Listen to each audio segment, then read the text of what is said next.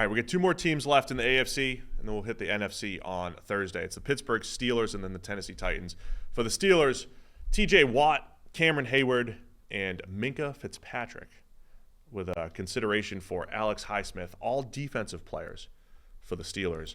Are we forgetting a little bit about George Pickens in this mix here? I was going to say, no love for George Pickens. So clearly TJ Watt.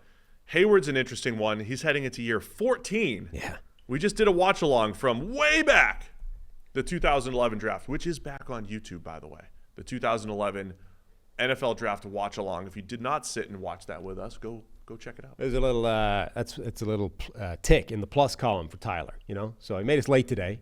Made us late. But he got the watch along. Saved us from getting sued and got our YouTube. Wait, I don't think he did that, but he got the thing back on YouTube. Anyway. Back on YouTube. So Cameron Hayward is a good example. Like, he's a defensive line equivalent of the Stephon Diggs thing, right? Coming off a bad year, injured last season. Was that his decline? I mean, Hayward is 35 now, but I think all of the best seasons of his career have come post-30.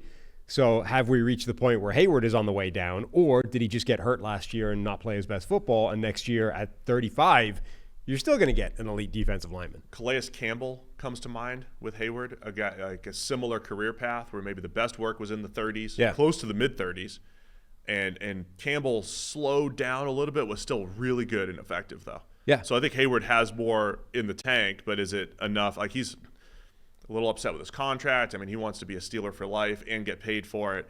I'm still willing to give him that credit, though, because I'm a name value guy, right? Stick with the name value. And, Bill Belichick was always lauded for getting out a year early. I'd be the stay a year late every time. I'd be a year late guy. So I'm willing to still buy into Cameron Hayward.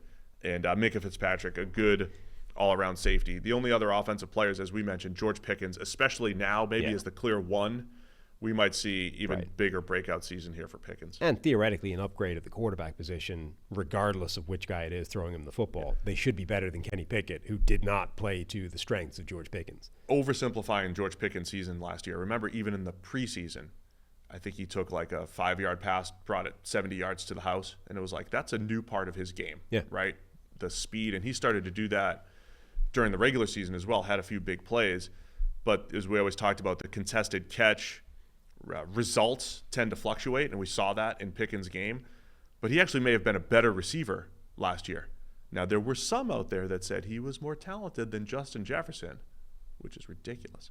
But Pickens looked like a little bit more explosive, looked like he'd add more after the catch, and if you get that year where he's catching everything in traffic and in tight situations like he does, you could have that special season for Pickens. Yeah, to sort of bank you up with the justification of sticking with Hayward for one more year, it might have been like if Hayward didn't have the history of playing his best football north of 30, I think it would be an easier argument to make that, hey, jump ship, it's done, he's hit the decline, it's time to go. Like Highsmith, particularly, as an obvious alternative. Like you would go, hey, Highsmith's better. He's younger. He's shown an elite season. It's time to move.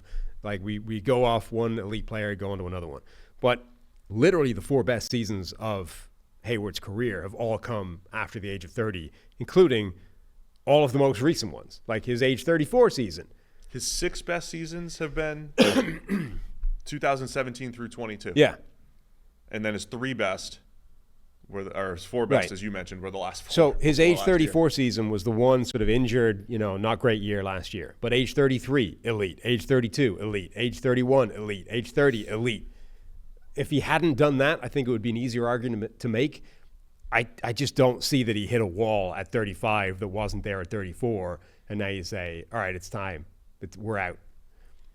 Yeah, I think we think too much in hitting the wall, even though it does happen in the NFL. It is. I think it's harder to predict than people think. Yeah, it happens, and I think it's real. But I think the default position is always, oh, that's it.